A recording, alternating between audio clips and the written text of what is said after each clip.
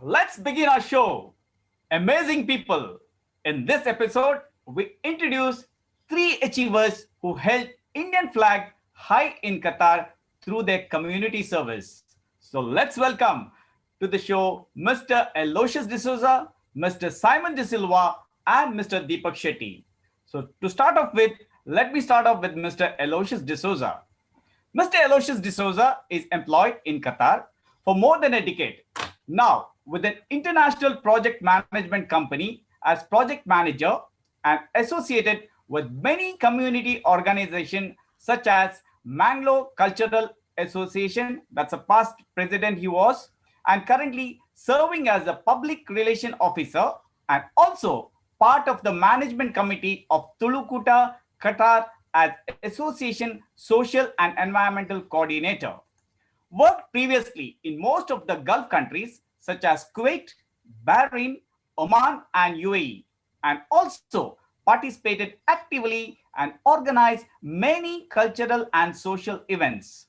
Lead coordinator in Qatar in organizing Konkani dramas and movies, and himself is a good actor and acted in many dramas and Konkani movies. Hailing from Goa, it's quite natural for Mr. Simon De Silva to associate with various organizations.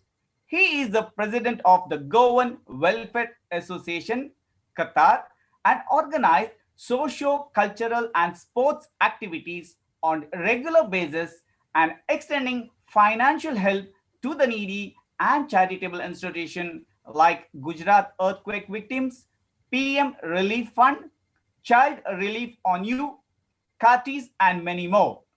He is also the president of the NRI Global Goans Chamber of Commerce, Goa, India, and conducted various training courses for the members of community in various skills. Past president of Sao Jose Ariel Junior Chamber International, that is JSS, member of the first parish council of Our Lady of Rosario Church, Qatar, and recipient of the Global Goans Community Service Leadership Award from the government of Goa. And Mr. Deepak Shetty, our third guest, is a Bachelor of Engineering, ENC, CDIA, is the president of Bunts, Qatar, past president of Karnataka Sangha Qatar, past chairman of advisory board Karnataka Sangha Qatar, and past advisory committee member, Indian Social Center, member of Indian Community Benevolent Forum, member of Indian Sports Center, all under the aegis of the Indian Embassy 2017-19. He is also member of Indian Community Benevolent Fund, member of the Institution of Engineers, Qatar chapter, received several honors and awards for the green initiatives. Also, the recipient of Udupi Jilla Rajyotsava Award in 2017, Government of Karnataka, and Aryabhatta International Award for Social Service in 2015. Welcome to the show, Mr. Aloysius, Mr. Simon, and Mr. Deepak. Your first thoughts, please. I will start with Aloysius. Very nice to be with News Karnataka today with you, Valerian and Rajesh as a co-host. So we will be able to give our best on this platform. Thank you. Thank you. Simon, your first thoughts? It's a good opportunity to reach out other communities also, including Goans. So it's a good platform, and I thank you all for identifying my participation in this. Okay, and finally, Deepak, your first thoughts? ಮೊದಲನೇದಾಗಿ ಈ ಕಾರ್ಯಕ್ರಮವನ್ನ news Karnataka YouTube channel ಹಾಗೂ Facebook ಮುಖಾಂತರ ನೋಡುತ್ತಿರುವ ಎಲ್ಲ ವೀಕ್ಷಕರಿಗೆ ನನ್ನ ಪ್ರೀತಿಯ ಮನಪೂರ್ವಕ ನಮಸ್ಕಾರ. ಹಾಗೂ ಈ ಅವಕಾಶವನ್ನು ಕಲ್ಪಿಸಿಕೊಟ್ಟ ನ್ಯೂಸ್ ಕರ್ನಾಟಕದ ವೆಲೇರಿಯನ್ ಹಾಗೂ ರಾಜೇಶ್ ಅವರಿಗೆ ನಾನು ಕೃತಜ್ಞತೆಗಳನ್ನ ಅರ್ಪಿಸ್ತಾ ಇದ್ದೇನೆ. And I'm really excited to be a part of this winning panel.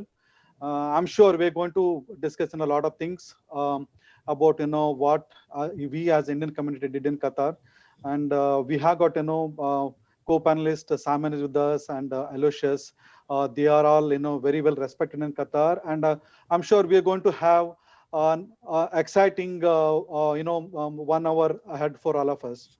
Yeah, let's have enjoy, joyful evening, discussing the life in Qatar and how our three Kannadigas, I will take Simon also as a Kannadiga because he's from the nearest near border. So no offense, Simon. So viewers all over the world who are watching News Karnataka, welcome to the show. Let's begin the show. My first question to you, Mr. Simon. You are the president of Goan Welfare Association for, I think, for the last 20 years. Please let us know, for the benefit of our viewers, about your association and its journey in the past 20 years. Simon. Viewers, Devbari Sans Somestank. Devbari San. Devbari San. You have taken me now 20 years back till today. I have to recap. Present you something. Yeah. Okay. See, it was 20 years back. We were at friend's place for social networking gathering, social get-together. And during that year, there was a huge natural calamity in India. There was a very huge earthquake in Gujarat. So we friends during that day, we just thought we should do something for these victims. And we said, what we'll do? So we came up with the idea, let's have a dance. And it's a just thought, but it has materialized. Never thought that beginning will cross 20 years plus now. And that dance we called First May Queen Ball. Ah. And to launch that and inaugurate this, we called one minister from Goa, we called Indian ambassador from Qatar, and we called our parish priest, late Father John Vandalin, to bless this. And with those blessings, it's really successful, and we crossed 2 decades. So May Queen Ball is our signature event, besides other events. The first May Queen Ball was held in May 2001. And for this event, it started with 250 people and crossed 1,500 today. Wow, that's good. Yeah. And this event, we always get top Goan bands to perform. And from 2003 onwards, every year non-stop, Bollywood celebrities are attending it every year. So we are so blessed and fortunate to have this kind of relationship with the celebrities and to make it a reality to happen. Coming on It's to also- Simon, when you say about the May Queen Ball, I just get tempted on it because here we in Dubai also we have something like the May Queen Ball and all, and I see to it that I always attended because Goans are more into that. What do you call that? Fun-loving. Yeah, dancing, and I really enjoy that. And whenever this May Queen Balls, we are always there. So nice of you, Mr. Simon, for giving your lovely experiences. So now I'm going to Mr. Aloysius now. Aloysius, tell me about your journey, how you have come across, because you have been a good actor, you're a good drama person. So you tell me about your journey. Apart from what you have covered in your introduction, Rajesh, Yes. I have been various Gulf countries, like you mentioned. So my initial hobbies, even when I was in college, I used to be in the college activities, in the students' union. Apart from that, in the village, Yuvaka Mandala and all that, I used to participate in dramas and all that. So journey started from there. That was my passion and interest. And even I think when I was a bachelor, I think most of the other countries, when I was in Oman and Bahrain. But when I stepped into Dubai, there was opportunities, St. Mary's Konkan community, and we started Lutz Kanajar, where I am from, association. So sports and cultural activities, there are a lot of activities we organize. Through them, we are able to help the people back home, for the students who wanted to support their studies, and for the sick people to pay their bills and all those things we supported. And after that, I moved to Qatar in 2010. So here also, instead of sticking to one organization, so I did not restrict myself in one organization. So I am part of multiple Karnataka-based associations. So I know, because when you were in Dubai, also I know you have been involved in many of the activities and more social service. You have been doing a wonderful job here. Well, to continue on that same part, I would like to ask you something. What was the impact of COVID-19 on field workers like constructions, cleaning, maintenance, port workers, fishing, etc.? What was the impact of COVID-19 on them? you actually, the right question you asked for the right person, because I am basically from the construction industry. Okay. And having worked in construction industry, I used to keep a track, because moment the first COVID was detected. So even the first and foremost, I must thank the Almighty and the efficient leadership of Qatar. Right from the beginning, the first case was detected in the month of February. The prompt actions they were implemented by the government to control this pandemic. The initial case was detected in the industrial area, where a majority of the number of workers were staying.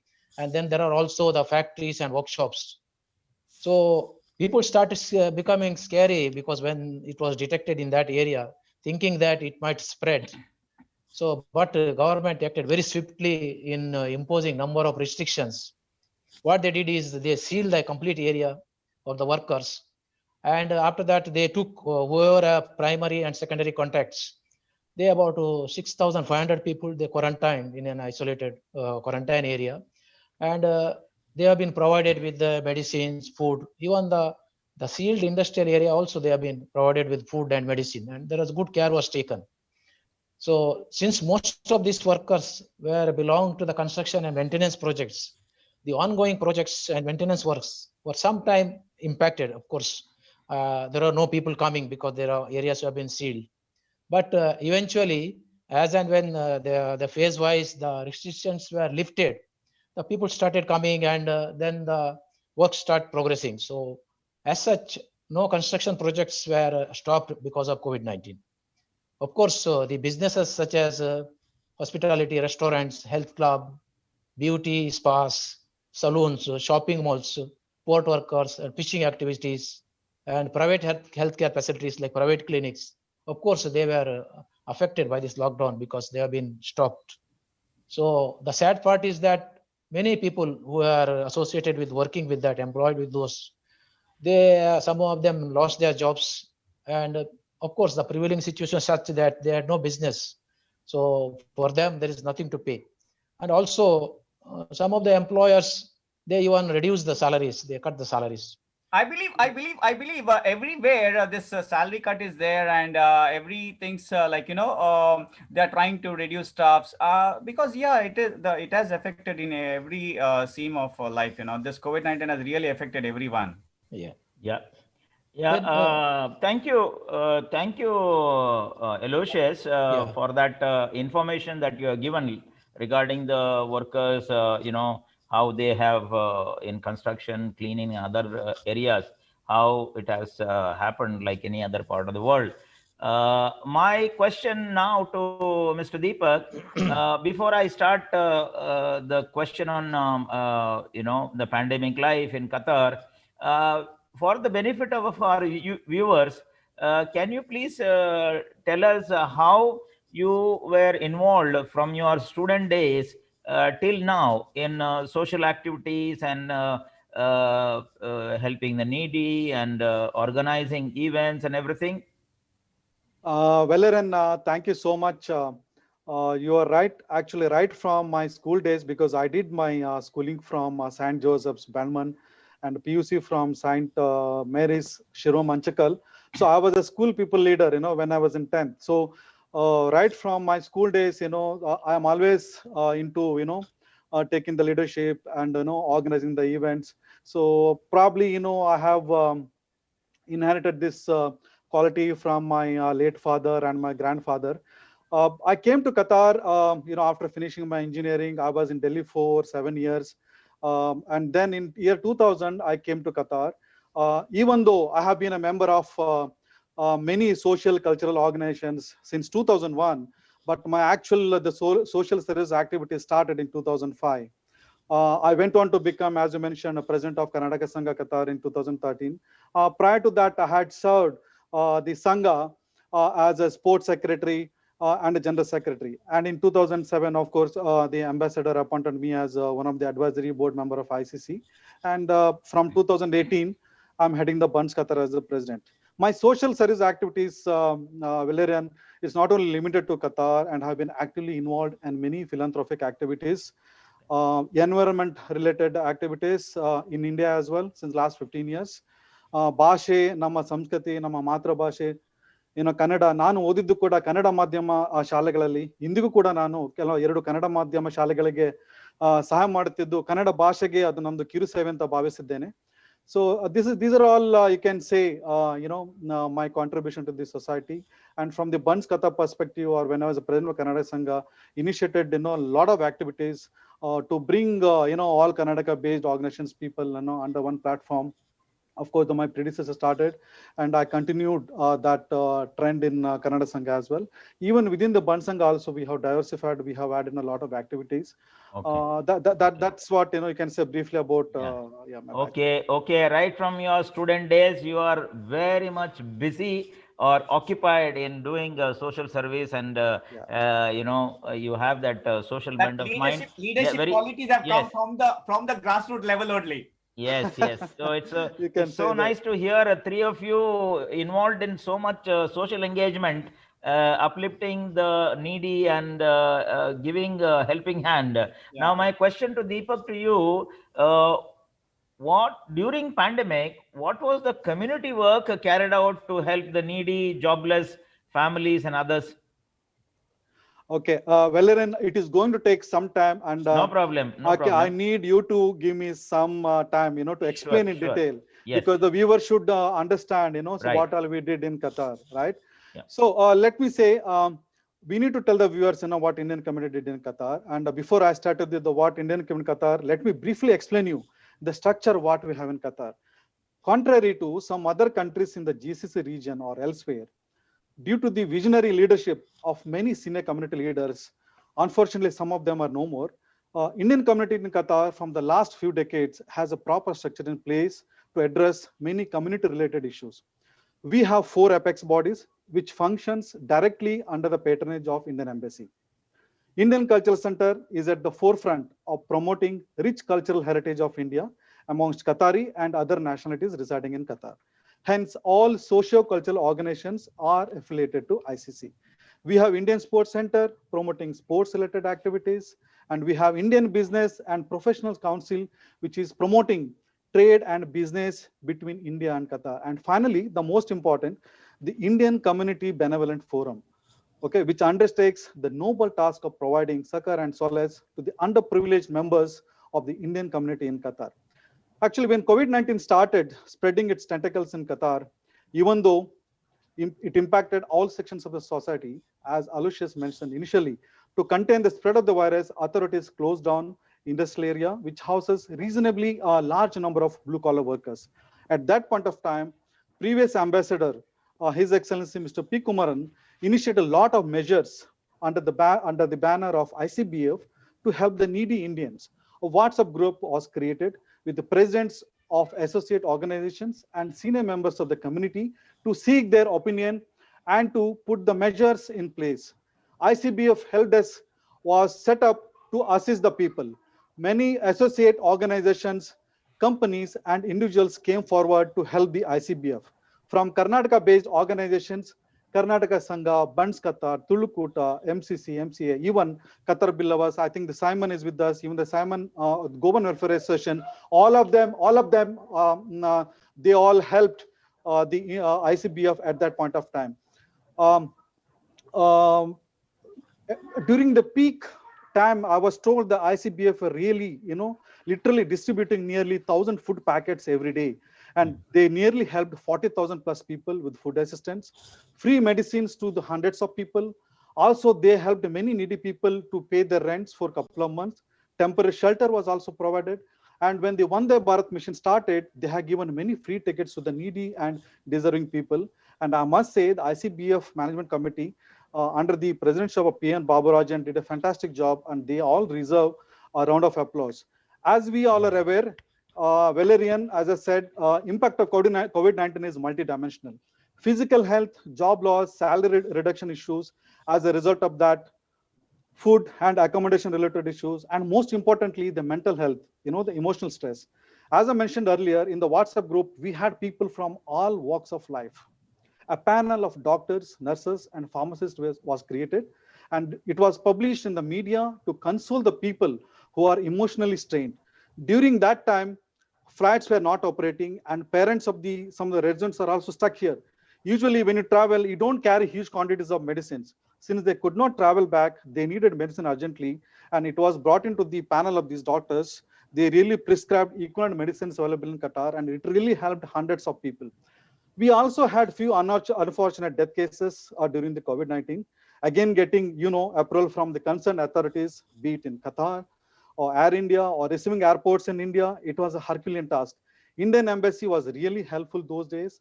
And I remember my co-panelist Aloysius was involved in one such case. And if I start taking the names, it will really take a couple of minutes. But we in Qatar, I must say, worked together as a team and helped in sending few dead bodies back home. And finally, Valerian, the Indian government announced Vande Bharat mission to repatriate the stranded Indians back to India. Remember the number of flights allocated were less. With 75,000 people registered with the embassy, it was really a difficult task to prioritize. Indian Embassy did a very good thing of creating state-wise panel to shortlist the passengers. And I was part of the Karnataka team. And with me were Nagesh Rao, Shashidhar Habbal, Sandeep Reddy and Khalil Ahmad. And we were really worked very hard to, submit the list to the embassy to take the approval and all. It was really tough 2-3 months for us. And at the same time, even though flights were started, the number of flights at that time were not that enough, So then the chartered flights got started, and many organizations took the initiative. I must say the ICBF and Kannadigas and Qatar were the first one to start. Many other associations arranged a chartered flight, but many of them in association with either ICBF or Indian Culture Center. My co-panelist, good friend Simon, so he was really struggling to get a flight to Goa at that point. Since the number of registered passengers were less, it was really difficult for them to get a flight under Vande Bharat mission. So he initiated a chartered flight. You can ask him what all he went through. It was really tough. Somehow, he managed to get a first chartered flight to Goa under the banner of Goan Association. That was an incredible effort. So you can see together, Valerian, I took a little bit longer time. The Indian community did a fantastic job, under the guidance of Indian Embassy during this COVID-19 pandemic. Yes, you have explained everything in 5 minutes, and that's wonderful. And viewers, just try to understand how the community has worked together with the Indian Embassy and the benevolent fund that is associated with the Indian Embassy, how they have worked tirelessly, relentlessly to be with the people who are in difficulties, wanted to go home, health facilities, and all those requirements. Let's take a small break now, and we'll come back in 30 seconds. Viewers, don't go away. We will talk the life in Qatar with 3 gentlemen who are here, who have done human service in Qatar.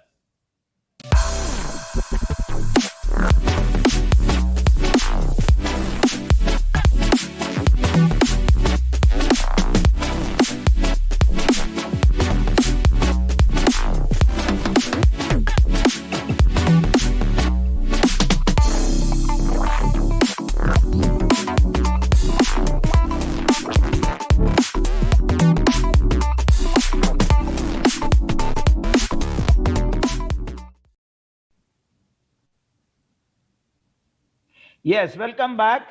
We are back again. Rajesh, to continue. Okay. Let's continue the show. I can go ahead. Yes. Simon, I want to ask you this.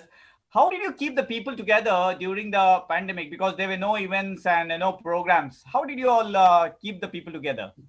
Oh, good question. See, during the initial period when the first COVID case was detected in February 2020, all residents were little panic.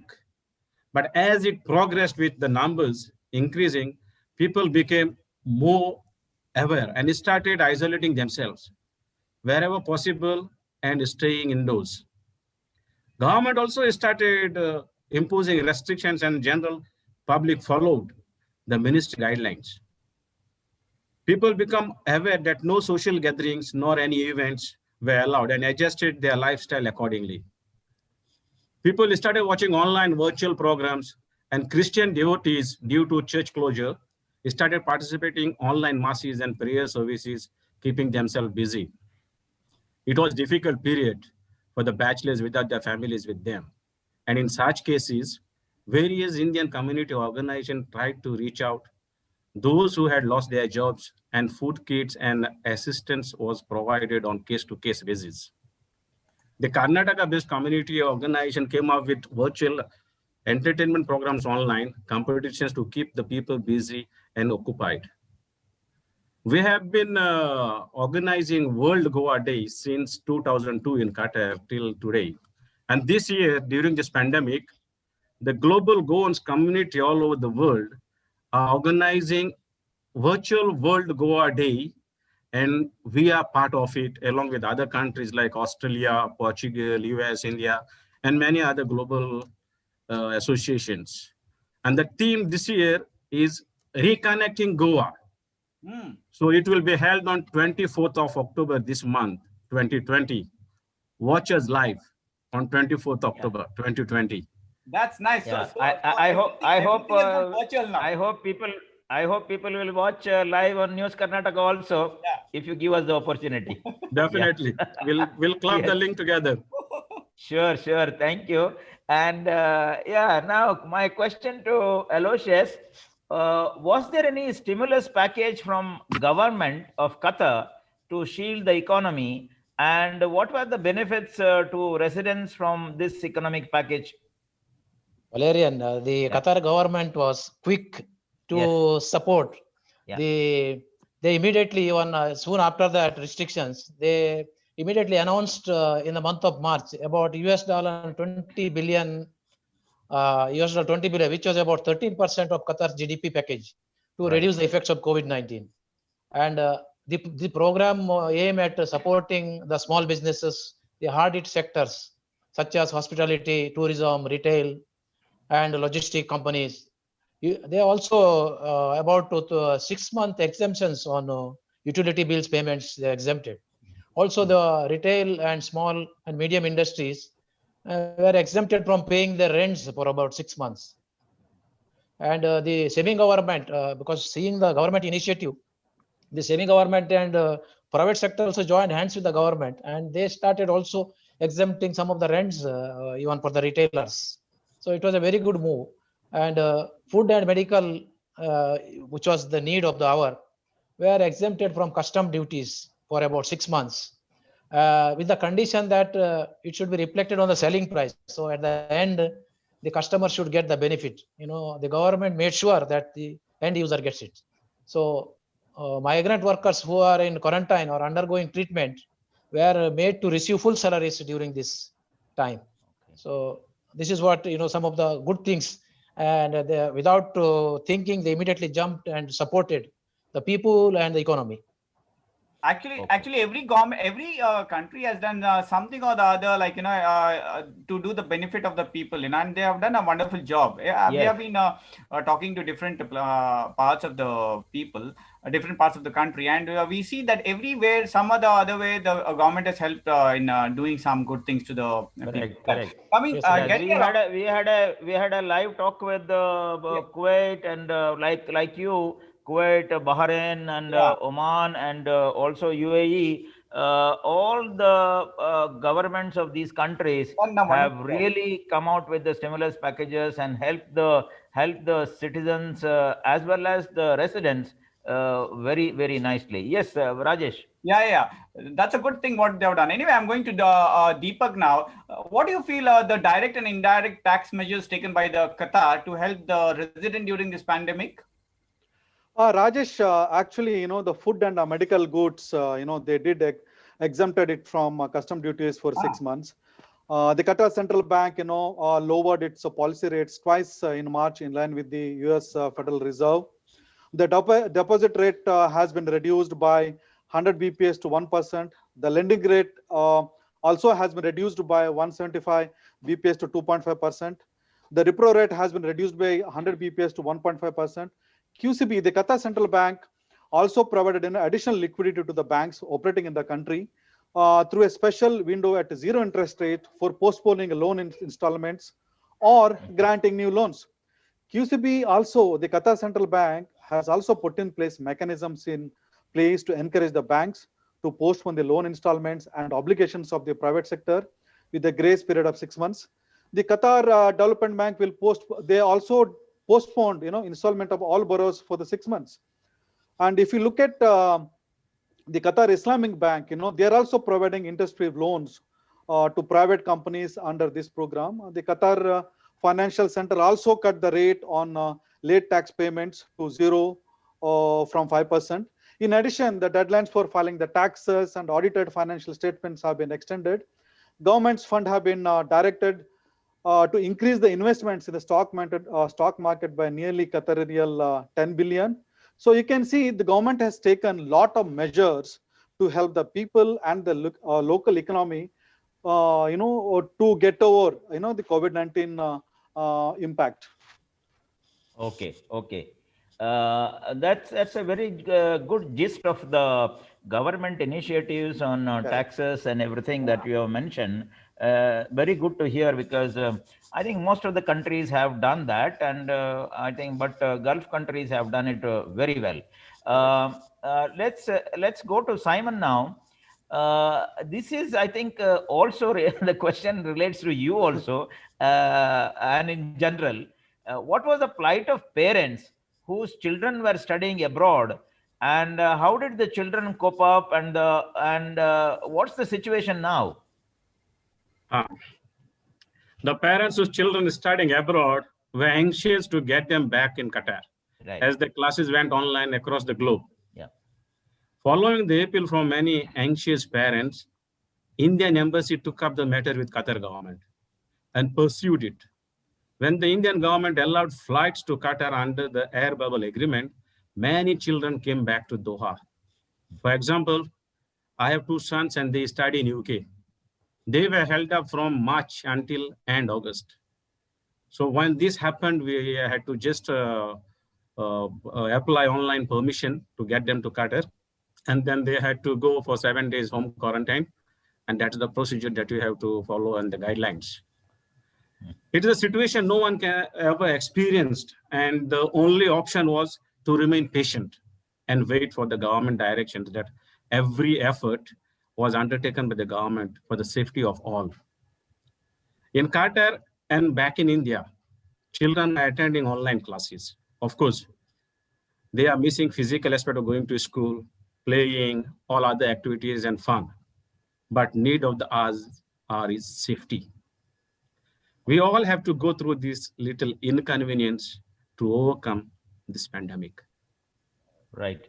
It is not too little inconvenience. It's too much inconvenience. I know there are a whole lot of people who have suffered, and I do not know. Even when the vaccine comes, I am very, very optimistic. Even when the vaccine comes, to put back the life pre-COVID, I think it will take a lot of time. Yeah. What do you think? What all of you think? Even if the vaccine comes, to go back to the pre-COVID level, 100% operation. What do you think? How many years it will take? Valerian, I think definitely 2022. Even if you look at the calculations, even if they do, now, okay, they're doing a test in India, for example, they're saying, 1 lakh test or something like that, or 10 lakhs or whatever, 1 million. Even if you take that numbers, we are 1.3, 1.4 billion, right? It is going to take a year and a half to complete the entire population. And globally, I'm sure it's going to be not less than a year. Sure, it's going to take at least 1 year, no matter how best they try. Yes, but when I'm speaking to various businessmen and people who are, experts in their own business, and what they feel is it will take much more time to go back to 100% operation prior to COVID. Hope is the best thing that we hope on. And let's take a small break now, and we'll come back live.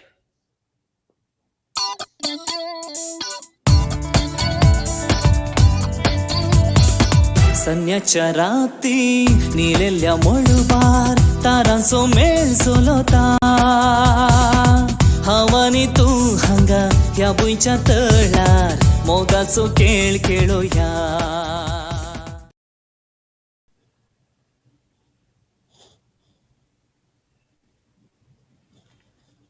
Okay, we are back live. Yeah, And yeah. Yeah, so I'll go to Aloysius now. How did the government and residents combat the corona? Yes. The Qatar government, the moment the COVID-19 was here, they did a Qatar national response plan set out. They set out a Qatar response plan where they ensured that the health and well-being and prosperity of Qatar peoples are protected by taking action to prepare, monitor, respond, and recover from any outbreak. The response plan was timely and it was proportionate and effective, of course. We were aware that, as we are aware that there is number of deaths are very low in Qatar. There was sufficient healthcare capacity has been available to treat all those who are infected. If you see today's newspaper, actually, it was reported the COVID-19 mortality rate in Qatar has been 10-fold lower than that of the global average. So also, the number of patients in ICU is much lower comparing to other countries. Of course, healthcare workers across the country have been specifically trained and effectively to respond for such an outbreak. Efforts were there to strengthen the infection prevention and control, case management, laboratory procedures, etc. has been prioritized. Qatar has been more than sufficient healthcare facilities and the staff to cope up this pandemic. Government also set up multiple number of hospitals for specifically dedicated for the COVID-19 treatment. And they had contingency plans aligned with the private hospitals. Let us say, if this goes out of control, then they had also aligned with the private hospitals, to come together and support so that it could be controlled. Of course, we did not reach that situation. So now the numbers, if you see today, it's 200, 215 only. So it's quite within control. And the restrictions, measures, what they implemented, there are, I think, these kind of measures, I think most of the nations have in place, like travel restrictions. There are international flights, the 14-day quarantine for returning people, and suspension of public private schools, etc. Banning the public gatherings, dining in cafes and restaurants, cancellation of all these routine medical appointments for non-serious cases, non-emergency were stopped. So these measures were also work from home. The initiative, about 80% of the private sector employees were made to work from home, and also 55 plus age group, pregnant women, and those with chronic illnesses have been asked to work from home, private as well as government. Face mask, of course, it's everywhere. And they came up with this Ethras, we have an app, which is on our mobile. Everybody has to have, it's a mandatory app, should be. And it will give you daily updates and track the COVID spread and control. So general public also well supported with the Ministry of Public Health guidelines. As a result, at one time, the cases are about 3,000 and it has now come to 200. So it says a lot. Great. Having worked in most of the Gulf countries, I must say that the Qatar healthcare system is in the forefront, and they have excellent facilities here, and medicine and treatment for all people, including citizens and expatriates, have been provided free of cost almost. It's a very good thing for people. Yeah. I myself, Valerian, just to finish. Yes. Go ahead. Yeah. What they did is, I myself was called 2 times for COVID test. I had because they did a random people calling about 50 plus. So I was called 2 times in 2 months. So for the test. So such moves and thing to contain and the safety of the people was well taken care of. Really, I must say that. Okay, great. For the benefit of our viewers, if you can tell us, if you know, what were the penalties for not wearing masks or not following the guidelines? Are you aware of those penalties? there were Ministry of Public Health were also ensuring they had ad hoc inspections for the facilities. They had gradual opening of 25%, 50%. So any non-compliance to that, they used to have ad hoc inspections. For the people not wearing, of course, there were police monitoring, but there was no fines imposed. Of course, they used to educate people saying that you must have the mask and everything. Okay. So I think people, majority, they complied with the government Okay. guidances. Good to know. Thank you so much, Aloysius, for that information for the benefit of our viewers. My next question coming to Deepak, what was the impact on the economy and what are the challenges in reopening the economy and how the reopening is taking place now? Valerian, again, I'm sure you have to give me some more time. Yes, a yes, little bit please, more please. time to explain. Let because our this is viewers know what is happening in Qatar. Because they need to know what is happening in Qatar. Absolutely, you're right. Yes, See, as compared to the some other markets, the business sentiment has also been less adverse in Qatar companies. This is partly due to the limited presence of external investors and Qatari real 10 billion government backstop for the stock market. The government also offered a stimulus package of Qatari real 75 billion to assist the small business and other hard-hit sectors. If you look at, like as with the other major oil and gas exporting countries, Qatar will also certainly witness a significant reduction in the demand for its hydrocarbons. The OPEC is already expecting a demand for its crude to drop by nearly 30 to its lowest in 30 years. According to the KPMG report for the Qatar, they're saying the manufacture and trade are being strongly affected by the lockdown, with a significant reduction of activities and a major cash flow constraints. According to the community data collected by the Google on Qatar, the movement of people dropped by nearly 63% around retail, and the recreation areas nearly 35% for grocery and pharmacy. Construction in the private sector construction project has been greatly affected by the coronavirus. Government projects, of course, mostly related to the World Cup, stadium completion, Ashgal Road projects are ongoing, but the pace seems to be affected. So you have asked another part of the question, how the country is, opening. They have announced a gradual reopening in 4 phases. Okay. At the moment, we are in phase 4.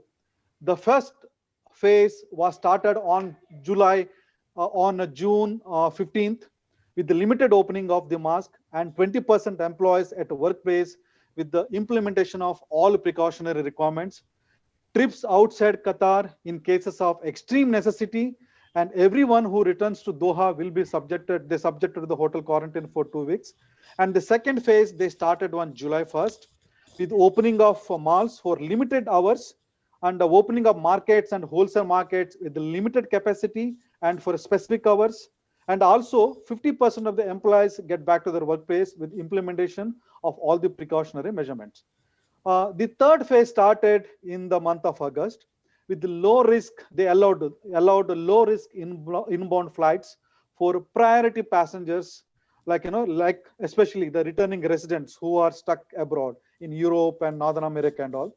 The full opening of the shopping centers they allowed, opening of the wholesale markets with the limited capacity, and for a specific hours. I can say 80% of the employees also got back to work in phase 3. So 50% of the capacity for a lot of other activities they allowed. And as I said, now we're in the phase 4. This was started in September. So in the phase 4, they allowed full opening of all the shopping centers, full opening of market and wholesale markets, the completion of gradual opening of restaurants. I can say nearly almost 100% employees, they also started to go back to work. Even private health clinics, they have allowed to open almost 40%. As I said, we are in phase 4 now. They have opened many things and life is almost back to normal with the precautions in place. Further opening of the economy depends on the ground situation.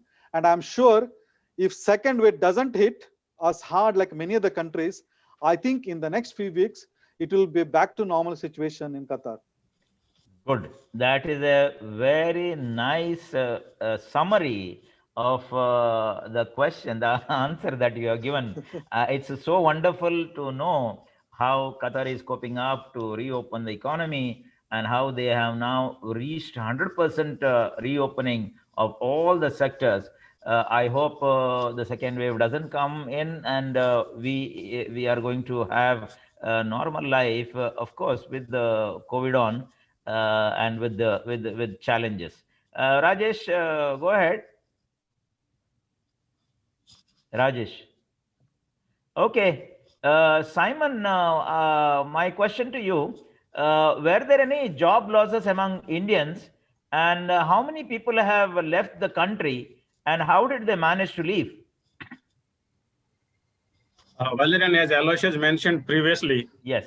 the major sector affected during this pandemic were hospitality, restaurants, beauty salons, clinics, barber shops, laundry, and those working in retail outlets, As much as 80,000 approximately Indians had to wind up and return back to the hometown as a result of COVID-19 implications. It was difficult for any employer due to the uncertain situation to retain employees without work and business. No one could predict when the situation will be back to normal. Yeah. We only hope and pray to Almighty to end this pandemic soon so things become normal soon. Initially, Vande Bharat mission helped to repatriate thousands of stranded people, then charter flights, and then now air bubble agreement is all helping to reach their native place. So that means the many people are losing jobs, and we also, one of the company, Goan Welfare Association, tied up because some of the companies came forward, and those who lost their jobs, they can if there are jobs available in this company, they can transfer there and they start working there. So one company, Goan Welfare Association, is already tied up, and whatever CVs we are getting, we are forwarding to them. So they are also going to approach embassy for the same support, so that whatever Indians who are stranded here and they lost their job, this company, if there are vacancies in their firm, they will take them. Okay, Rajesh, you have. So is the flights still available in Simon from Doha to Goa? Doha to Goa, no. But people are taking different flights via Bangalore, Bombay, so Delhi, Goa different routes. Goa, there are always, Qatar Airways is trying, but due to lack of passengers, it doesn't become feasible. Yeah, okay. That's a good thing. I'll go to Aloysius now. What is the impact on education and learning? How did the students cope up with the online learning along with the parents who were working from home? And what is the future of e-learning, if it's going to stay, and what are the new concepts of education in the future? What do you say about this, Mr. Aloysius? Rajesh, the following detection of this COVID, here government suspended schools like about 11th of March, I think 11th of March. They suspended all the physical classes. So the school managers and parents and also students considered thinking that it was a temporary measure. So it may resume in a few weeks, but it did not happen. As days passed, the positive cases started increasing and there was no hope of resuming schools with the classroom teaching. So then the government allowed schools to commence online learning, which was totally a new concept to teachers as well as for students and parents. Higher grades able to cope up with this, but the KG and the lower grades, grade 5 up to, I can say, they are finding it hard because the parents had to have sacrificed their work and stay with them because while kids are going through these online classes. However, now most of them are teachers as well as students, I think they are used to the system of e-learning now. Having stated, majority of the students and parents and teachers, they want to get back to their normal school, of course, yes. E-learning is one of the area which could be considered as an option for future where there is a physical attendance is not possible. Of course, it has got its own pros and cons. Parents would definitely will like their children attending school, which they are used to, and believe that it has its own benefits. Right. Like when there is a laptop is on, parents cannot keep a track of children what they are doing. Every parent has got the same issue. Yes. Yes. So sometimes they are on a class, sometimes they are watching a wrestling match or something else. So difficult. Like my youngest son, he is very happy with the online classes. He says that, I don't have to get up early morning and don't have to wait for the bus. So he, in between break, he can play games on the laptop. Yeah. So fully And, engaged. and they will sleep also in between. They keep the laptop on. They sleep in there. They will have an app there. And actually, in one way it is good, but one physical activities will not be there. That is the Yes, main thing. that's what I was going through. Like professional college and universities. My second son is in the university now. He's doing medicine. So for him, I feel that it is a setback because those medical students have to attend practicals and everything. So for them, it's an issue. But the university has come up with a blended learning because in a week, 1 or 2 times, he has to go and attend practicals. So it is good. So things are happening. I think so. Me and Valerian, no, Valerian doesn't have this problem. Actually, I am having these issues because my child is small, and Valerian is not having that. I believe Valerian. Yeah. But I have a question to all of you. This is something which always runs in my mind. Now, Deepak, in future, just this is a thought sharing with all of you. How about making the classes 1/3 physical learning, 1/3 e-learning, and 1/3 field learning? Deepak? It's a good thought, Valerian. But as I said, see, we all come from, we all grew up going to the, as Simon said, initially, the physical aspect in what I still feel, the bonding, the friendship, the fun, the other activities, because I have got two sons, as if, they are also missing the classes. Right. They say going to the class is a much more fun, much more educative, because see, it's not only going to the physical aspect, is not only about the learning, a lot of other things. Right. It also, that teaches them a lot of social bonding, Right. how to cope, other things comes. No, my question was having 1/3, 1/3, 1/3, 1/3, so that they rotate, this is what I am trying to say. During this pandemic, to start the classes for everybody at once, and in future too, like if you segregate 1/3 this week will be on the class, 1/3 will be on field, 1/3 will be on e-learning, and then it rotates. I'm with you 100%, Valerian. I think the way, not only even in the education system, I think even for all of us, the way what we are working now, it's going to change. Right. It's going to change because if you look at Apple CEO, the recent statement, he said he's lacking this. So the way we are going to operate from henceforth, it's going to be pre-COVID and post-COVID. It's going to change.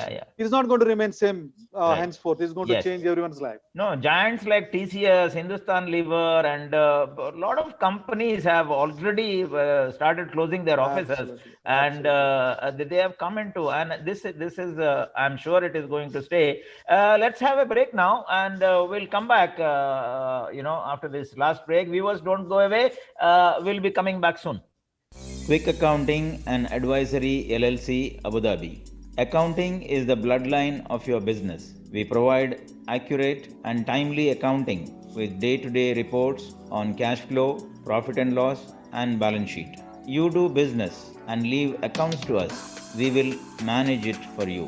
Call Quick Accounting and Advisory LLC at +971 50 7123 965 or visit www.quickaa.com today. Quick Accounting for perfect business.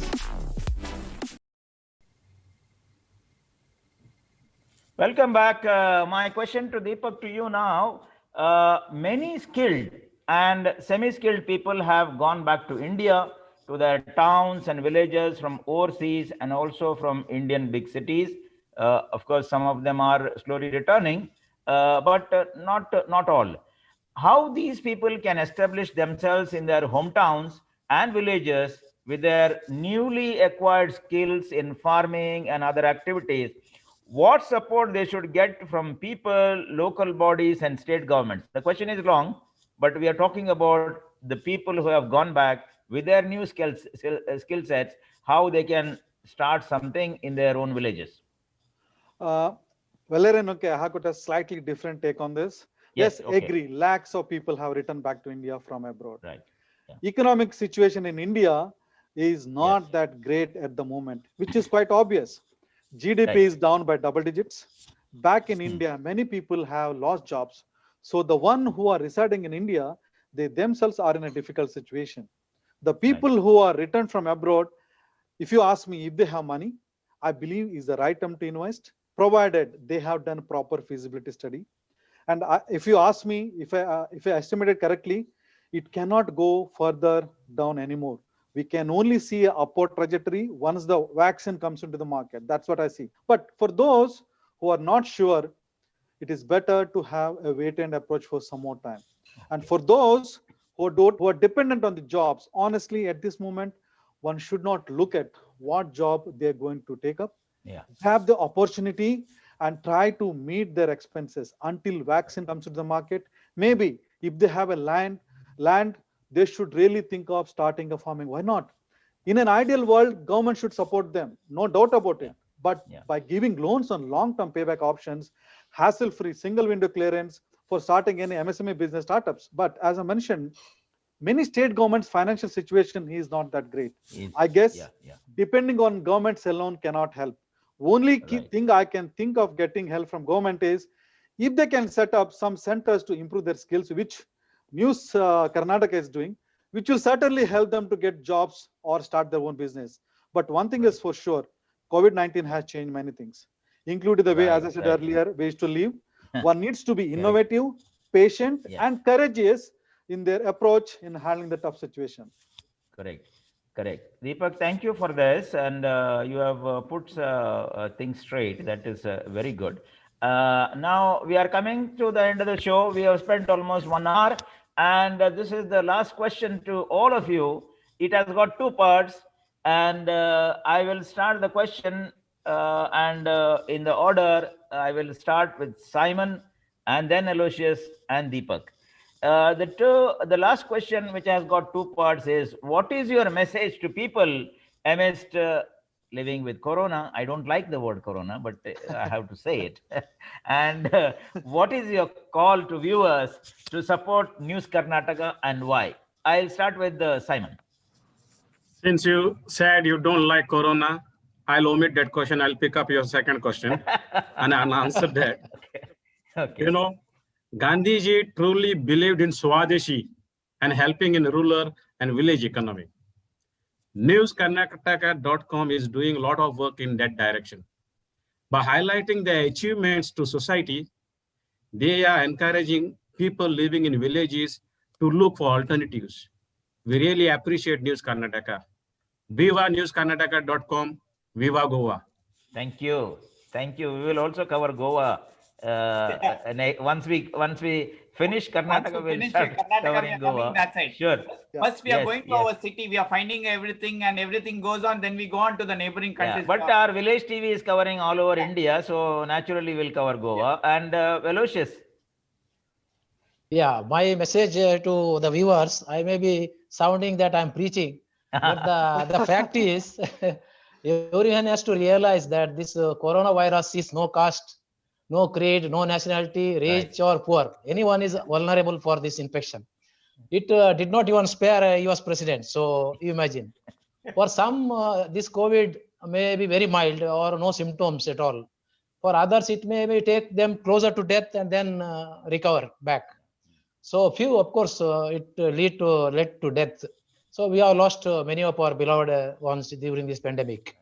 So I would say it's really a time for us, for people, to examine ourselves and see where we have failed in our past, in fulfilling our mission in this life, which our Creator has given us. Right. So try to do good to others and make life worth living. So at this time, I remember one very nice, meaningful Kannada song. Ulitu maadu manusha neenirudu mooru divasa. So, for those who don't follow English, Kannada, do good to others in this life, because life is only for 3 days. So correct. I think I will answer your next question. That's right. When you finish with Deepak. Yeah. For the TV Karnataka. Okay. Deepak, please go ahead.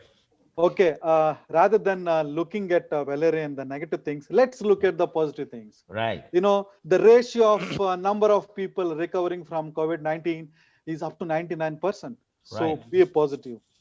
Okay, of course, we all need to practice the COVID-19 safety measures, but look at the nature. It is Right. healing itself. Yes. Wow. More cleaner water and air. Earth is becoming a better place for all of us to live. Let us all introspect ourselves. Give time to yourself. Spend more time with the family. Be happy. Then I would like to say, Sanskrit, the one word last, Sarvajano Sukhino Bhavantu. And I would take your second part also. I think then you can go to probably to Aloysius. I have been seeing in a lot of videos the initiatives taken by the News Karnataka, and you guys are doing a fantastic job. And your CSR activities, the corporate social responsibility initiatives, are really fantastic. You guys are really, walking the talk. And I have seen some of the videos like people. You are encouraging people to get back to farming. You have showcased. You have shown. Some guys who did extremely well. Doing well in the farming. Once they go back to their native place. These are all the small things. That will help the rural economy. And I'm sure by highlighting such activities, News Karnataka is doing a great society to the service. And a big salute to all the News Karnataka team members from my side. Yes, thank you. And we'll go to the last part with Aloysius. Yes, Valerian. My colleagues Deepak and Simon, they boosted my confidence to come to this platform. Okay. And Valerian and Rajesh, when I heard that Rajesh, I know from Dubai, and of course now I know you also. I recollected meeting Yeah. you in UAE. Yeah. So you News Karnataka gave me a platform. So I think future interviews I am ready. Yes. So to News Sure. Karnataka, what I heard and what I read, that Yeah. you have been doing an excellent job reaching to the villages, highlighting those talents, bringing to the people. Not only those talents benefit, but also people learn from that. And your TV Karnataka is not biased; it's for all same. So you treat everything. See community, no creed, nothing, no nationality. I would wish that News Karnataka TV News Karnataka reach worldwide, make good progress, Yeah. and help the people to project their talents and do good in the society. So Thank you very much. And we have nearly 1 hour 6 minutes now, and I'm sure viewers are there and they are watching it. And the entire life, our Kannadigas in Qatar, and one of our guests from Goa, Simon, how they have coped up, how they have helped the community, what was the community difficulties, everything we have got, how the government has taken up the economic initiatives, how they have come out with incentives, everything we heard. And finally the wishes from the guest to News Karnataka. We at News Karnataka would like to tell you that we are for the people, and we are for the people who do not have the voice. We want to give the voice to them, to the voiceless. We want to project the people, the good which is there by our media, because we don't want to go into the negative part. We do not want to be political or any religious or anything, but we want to focus on the people and what people are doing for this earth to become a better place with their talents, skills, so that our aim is to, through them, to motivate people all over the world, especially Kannadigas, so they can do their best for their motherland, and wherever they go, they can shine and show to the people of the world how Kannadigas are, good, and how they can bring out their talents to help the people and go ahead with the win-win situation. So thank you, Simon, for organizing this show, and also Aloysius and Deepak participating and being with us for the last 1 hour and giving your views, encouraging people and wishing us. Wish you all the best, and let's keep in touch. And for future, definitely keep supporting News Karnataka. Thank you so much. Thank you, Rajesh, for being the co-host. thank you, Rajesh. Thank Thank you. you, Valerian. Thank And you, thanks to Valerian. viewers. Thank you. Yeah. Thank you, Valerian. Thanks for the opportunity. Thank you so Thank much. you. Thank you.